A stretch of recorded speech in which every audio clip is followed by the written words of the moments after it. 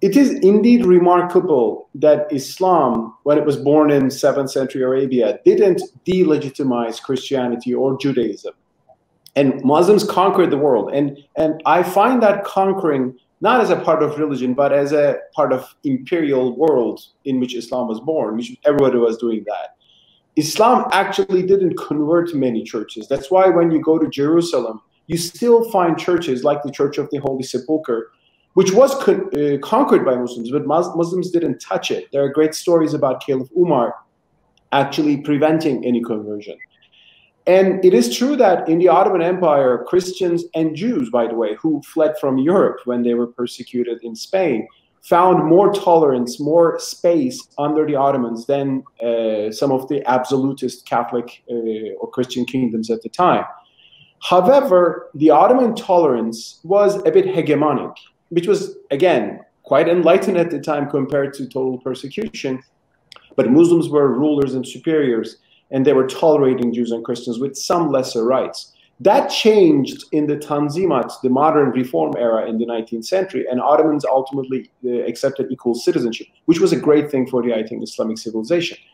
Now, my worry is that by focusing on Hagia Sophia, making it such a powerful symbol and converting it back to a mosque, Turkey is not representing the values of Tanzimat, that is equality for Christians and Jews and Muslims and whomever, but rather the more hegemonic age. And that is unfair. It's true that this government opened some mosques, some churches and synagogues. This government, Erdoğan's government, gave back to non-Muslims some of the properties that was confiscated, and it was a part of the EU reform agenda. But with Hagia Sophia, we're just seeing the idea that Muslims are hegemonic and they're converting places again. And it was normal for the 15th century, but it was not a component of Islam. Islamically, it could be disputed. And I think while it was normal for the 15th century, it is not something that we need in the 21st century. Jana Jabbour, you're sitting in Beirut, which used to be part of the Ottoman Empire. What's the view where you are towards this reconversion?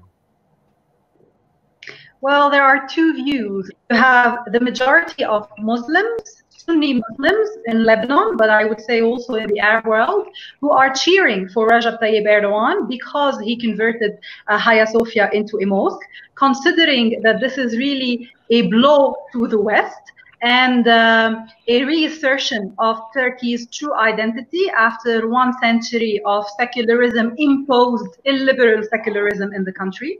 And on the other hand, you have Christians who actually consider this decision as a humiliation for them, and who don't really understand the rationale behind it, and who consider that after all, with this decision, Turkey and President Recep Tayyip Erdoğan are revealing what they call their true face, so Erdoğan's true face, which is the Islamist face.